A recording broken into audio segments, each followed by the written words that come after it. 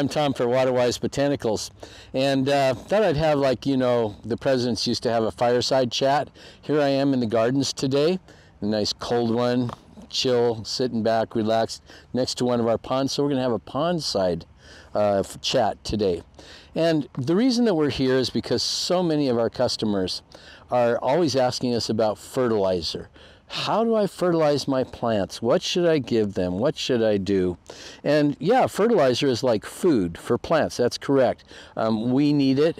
We got to have some sandwiches and some breakfast and dinner and stuff to keep on going. And if we stopped, well, then we would start to waste away. And that's actually what plants do. If they don't have the proper nutrients, then they can start to waste away also. What does it look like? Well, they'll first of all stop growing. And another thing that starts to happen is they start losing their color, their luster.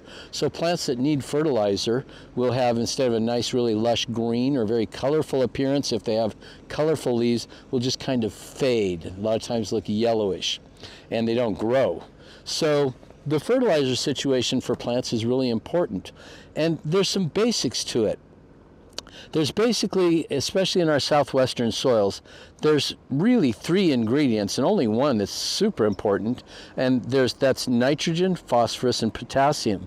So if you see on a bottle or on a bag of fertilizer, it'll usually have broken down those 3 elements: nitrogen, phosphorus, and potassium. Okay, nitrogen is the biggie. In fact, in our native soils around here in the Southwest, phosphorus and potassium are actually pretty good. In fact, if you can find a fertilizer where you're just paying mostly for the nitrogen and not so much for the others, that's great, because our soils, being slightly alkaline, they retain phosphorus and potassium pretty well, and we're pretty rich in those elements. Mainly it's nitrogen. So you see, nitrogen is like sugar and water. You can have nitrogen in the soil, and when it rains, it dissolves it, and it can rinse it out and leach it out. Okay? Now you go, well, I look around in the mountains, everything looks pretty green out there, and nobody's fertilizing that. So what's the difference? Well, in nature, there's what's called the nitrogen cycle. And the nitrogen cycle kind of goes like this. Life forms, and then life sheds leaves and detritus, and animals come and they make their contribution, and that all goes down into the soil, and you have little microorganisms and even some larger organisms. There's bacteria, there's fungus, there's sow bugs, there's earthworms, there's little terrestrial crustaceans and protozoids. All of these little creatures feed on that, and as they feed on that, their living bodies eventually die, and when their living bodies in the soil die, that contributes nitrogen into the soil. And so this becomes a cycle. The plants then grow, shed more leaves, activity of life happens around, falls down to the soil, these organisms process it, live and die their lives, and contribute it back to the soil, and so you don't need to add fertilizer. But in a home situation, you might have started out with a soil that has no topsoil. You might have a situation where you don't really have this constant supply of organic material coming down, and you might be irrigating and watering. And so if you're irrigating and watering, that's dissolving the nitrogen and leaching it out, and so your plants can be low in fertilizer. Again, the most critical one being nitrogen. And in fact, one of the most demanding spots for plants to need nitrogen replacement is when you grow a plant in a pot, because we have to water plants in a pot quite frequently. And so when we water plants in a pot, you're going to be rinsing out the nutrients, and very quickly it can lose the nitrogen, and your plant starts looking dumpy or yellow or stunted, and it doesn't grow. Now, how do we add fertilizer? How do we contribute to this nitrogen cycle? Well, there's people who are organic people, and then there's people who say, well, I'll buy me a bag of some processed fertilizer. And some of the people who are the organic fertilizer people go, oh no, don't get the bagged fertilizer, it needs to be organic. Well, there's something to that theory. For example, way back in the day, the Pilgrims who came to the North American continent wanted to have their corn and other crops grow better. And the native people taught them that if you drop a dead fish in the hole and put the corn kernels in it, then that would supply the nitrogen as that fish decomposed, and their crops would grow much more abundantly in the soil. So some people still like to fertilize with fish emulsion. Okay, it's expensive, it doesn't go real far, but that's basically what it is. It's processed, ground up fish liquid that you can mix into water, and it's actually very good because it's mild, so you can use it for house plants and potted plants and things like that. It's very good for that, but again, it's expensive. You wouldn't want to try to fertilize a large area of your garden with it or your lawn. You'd have to probably order yourself a truckload of dead fish. That doesn't go really well over with the homeowners association, but that's kind of would be the other organic solution. Another organic solution would be to bring in a truckload of chicken guano, again being higher in organic nitrogen. That's kind of hard to do in certain circumstances.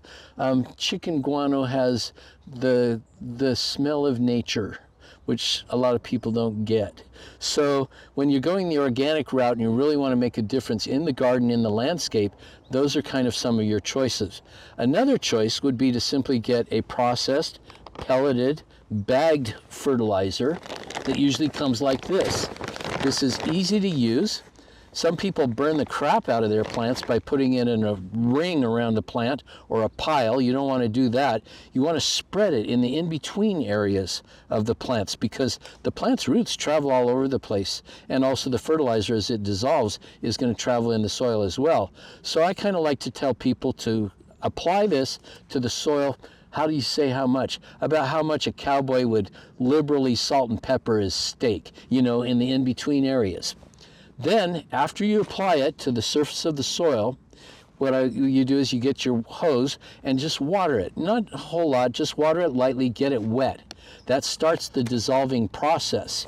And once you've done that, then come back in about 3 or 4 hours and water it in more thoroughly. This makes sure that the fertilizer dissolves and gets into the soil.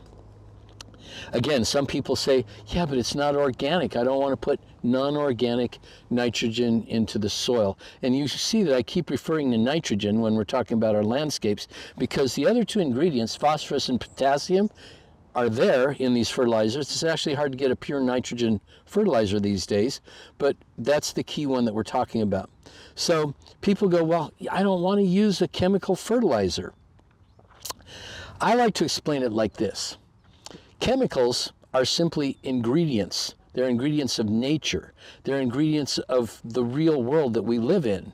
So whether you have nitrogen that comes from a dead fish or you have nitrogen that is processed, usually from a petroleum product or something similar, it's still nitrogen.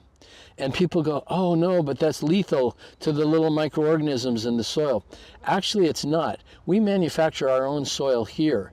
And so we'll add chemical nitrogen fertilizer to the composting process. Without it, the composting process is very slow, and because there's a lot of wood product in it, can actually be very low in nutrients and nitrogen. But when we add this, man, those little guys just get so happy, they start having their body heat warm up overall by these millions of organisms in the compost pile to a temperature of up to 160 degrees. And the chemical nitrogen works just as well as any other nitrogen because it's food to the microorganisms that are feeding on that material and gives them a happy life. And so that's the importance of the ingredient, not its genesis, not how it was made. Dead fish or chemical is still nitrogen. If you were trapped in a bank vault with only 3 hours to live and then the air supply would be gone, I don't think you'd be fussy if somebody said, we don't have any oxygen available from the atmosphere outside, but we've got some bottled oxygen that was cracked down in a chemical process that we can bring over and you can live. Well, it would work just the same and you would live, and you'd probably say, yeah, I'll go for that. So I'm just trying to have people be comfortable with a source that's easy to use and easy to handle and safe and works well with the environment and with the plants that we're trying to grow. Organic, I like, again, in potted plants, because that's a situation where you might burn the plant with a stronger fertilizer. And also it's just reasonable cost-wise and to make it work for your plants. But if you're talking about the landscape, if you do this 3 times a year in a landscape that you're getting established, or plants that are low on fertilizer, it'll give them the boost they need and give them the luster of foliage color, lush green leaves and flowers like you see here at Waterwise Botanicals. That'll happen in your garden. Now, once you get caught up with that, and if you are mulching regularly, then you may only need to fertilize once a year instead of 3 or 4 times a year. And in fact, if it's really caught up well and you're mulching regularly, then you're almost duplicating what happens in nature, because the mulch and all the microorganisms and everything that's feeding on that, and say you're not raking the leaves and your prunings and you let it all go to the ground, your soil can actually start building its own nitrogen cycle. And you'll have happy plants. Happy plants, happy life. Isn't that a saying I've heard before? Oh no, that was wife. Anyway, so I hope that we've taught you something about that fertilizer process today. I also would like to have you know that for a first time in some 20 years of being here, we are starting to offer plant care ingredients. So we have, for your convenience, bagged fertilizers, bottled fish guts. We have some of the things that you need to help control pests. So be sure and stop by and take a look at the ingredients that you need. Not only buy beautiful, gorgeous plants from us, but now you won't have to go to the other place to get some of the things that you need to take good care of them. And I hope this has been a good teaching moment for you. And I'm Tom for WaterwiseBotanicals.com.